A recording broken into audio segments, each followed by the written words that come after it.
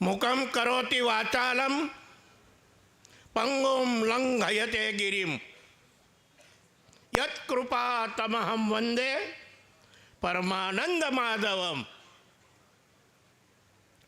સર્વોપરી ભગવાન સ્વામિનારાયણ સાધુ ગુણે સંપન્ન, જેમણે વિશ્વમાં ડંકો વગાડ્યો છે એવા શાસ્ત્રી સ્વામી નિત્ય સ્વરૂપદાસજી સ્વામી, અહીંના કોઠારી કેશવચરણ સ્વામી, બળદેવ સ્વામી, વિશ્વવલ્લભ સ્વામી, તમામ વહાલા સંતો અને વાલા હરિભક્તો, આજનો આમ ઉત્સવ સદગુરુ વંદના મહોત્સવ. નિત્ય સ્વરૂપ સ્વામીએ ઘણી ઘણી વાતો કરી, સંતની પ્રશંસા કરી. જ્ઞાનજીવન સ્વામીને તો હું મળેલો છું, એની પાસે બેઠેલો છું, એના તમામ ગુણોથી હું જાણકાર છું. એ સંતે તો અદ્ભુત કામ કર્યું છે. વિરસદના જ્ઞાન સ્વામી એનાથી ઓળખાય. અરે વાલા સંતો,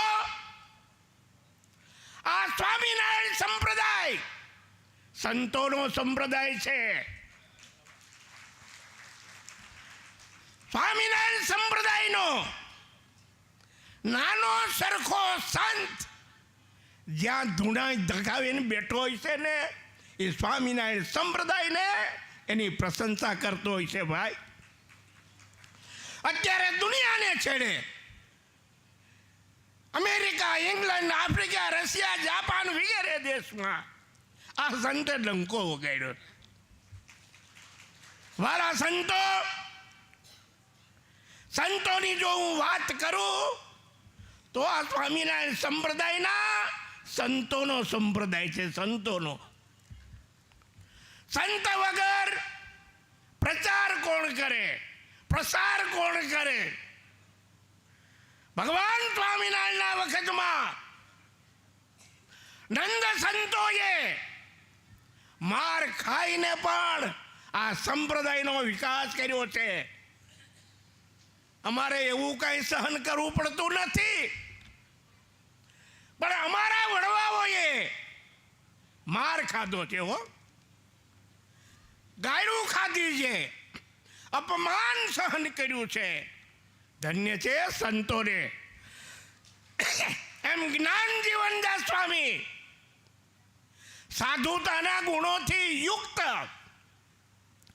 જ્યાં જ્યાં સંત એવો શબ્દ જ્યારે આવે છે, રામાયણ, ભાગવત, સત્સંગી જીવન, ત્યાં સંત શબ્દ કપડાથી સંત નથી કહેવાતો. કપડા પહેર્યા હોય ભગવાન અને સ્વામિનારાયણ ભગવાને બાંધેલી મર્યાદા એ જીવનમાં ઉતરી ગઈ હોય. એ જ્ઞાનજીવન સ્વામીના જીવનમાં તમામ આજ્ઞાઓ એને ઉતારી દીધી હતી. ત્યારે અત્યારે સમાજ યાદ કરે છે. આ ચરોતર પ્રદેશમાં જેમણે ડંકો વગાડ્યો છે, તમામ ભક્તોના હૃદયમાં ભગવાન સ્વામિનારાયણની આજ્ઞા અને ઉપાસના એ દ્રઢ કરી છે. તો આવા સંતને કેમ ભૂલાય? કોઈ પણ ભૂલી શકે નહીં.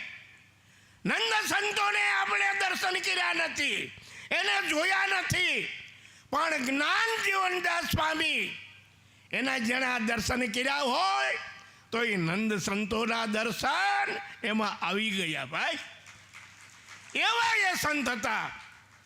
સ્વામિનારાયણ સંપ્રદાયમાં જે સંતો, મહાન મોટા સંતો ધામમાં ગયેલા છે, આવા સંતો હતા. અને અત્યારે આ પરિસ્થિતિમાં પણ એવા સંતો જરૂર આ સંપ્રદાયમાં છે, નથી એમ નહીં.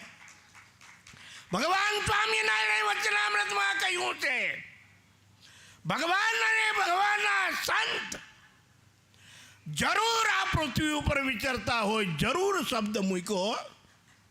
વાલા ભક્તો, જ્યાં જ્યાં નાનો સરખો સંત દેખાય એને નમન કરજો, એનો મહિમા જાણજો. ઘર તો છોડો, અઠવાડિયું કેમ છોડાય? તરત તોલો ખંજોરવા માંડો. નાના સ્વામી ઘેરે જવું છે ને આમ છે ને તેમ છે.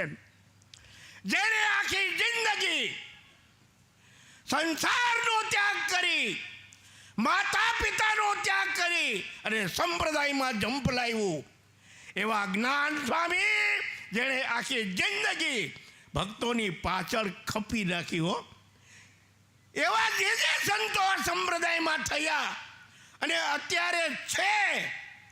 નિત્ય સ્વરૂપ સ્વામીની જ વાત કરું ભાઈ, મને તો એ સંત વારંવાર યાદ આવે. ઘણી વાર નવરા નથી બેહતા. શાબાશ છે એને. સ્વામિનારાયણનો ડંકો સમુદ્રને પાર આ સંતે વગાડ્યો છે ભાઈ. એને કેમ ભૂલાય? હું તો ગલઢો થયો. તાન બહુ અસુખ સ્વામી, તાન બહુ કે આમ કરી નાખું, આમ કરી નાખું. ગલઢો થયો, શું કરું? પણ આવા સંત જે કામ કરે છે એને મારા હૃદયમાં એની પ્રશંસા જોરદાર. શાબાશ છે સંતને, જ્ઞાન સ્વામીને શાબાશ છે કે જેને આ ચરોતર પ્રદેશમાં રંગી નાખ્યો. સ્વામિનારાયણ સ્વામિનારાયણ સ્વામિનારાયણ એનો ડંકો વગાડ્યો. વાલા ભક્તો, આવા સંતની સદગુરુ વંદના મહોત્સવ છે. એ સંતને કેમ ભૂલાય? ગંગા પાપમ શશી તાપમ દૈન્યમ કલ્પદ્રુમાયતે પાપમ તાપમ ચ દૈન્યમ ચ હંતિ સાધુ સમાગમ. ગંગામાં સ્નાન કરવા જાઓ તો કરેલા પાપ નાશ પામે એમ શાસ્ત્ર કહે છે. ચંદ્રની નીચે બેસો તો એ શીતળતા આપે. કલ્પતરુની નીચે બેસો દરિદ્ર નાશ પામે. પણ આ સંતનો સમાગમ કરો, તાપ, ગમે તેવું દુઃખ, ગમે તેવું હોય સંસાર વ્યવહારમાં, તાપમ પાપમ ચ હંતિ સાધુ સમાગમ. એક સંતના સમાગમથી આ બધું નાશ પામે છે એમ શાસ્ત્ર બોલે છે ભાઈ. માટે આ ભગવી જે ફોજ છે, જ્યાં જ્યાં દેખાય ત્યાં મહિમા જાણજો. મહિમા સિવાય કોઈ મોટું નથી. એવા મારા આ સદગુરુ વંદનાના જે સંત જ્ઞાનજીવન સ્વામી, એને હું વારંવાર યાદ કરું છું. કોઈ દિવસ આવા સંતને બોલું નહીં. સંતથી સમાગમ છે, સંતથી આ બધો પ્રચાર પ્રસાર થાય છે. વાલા ભક્તો, અંતમાં ભગવાન સ્વામિનારાયણ તમને અને અમને સંપ્રદાયમાં આવું બળ આપે. એને બાંધેલી આજ્ઞાને ઉપાસના એ જીવનમાં રગે રગમાં વ્યાપી જાય હો, તો કામનું છે.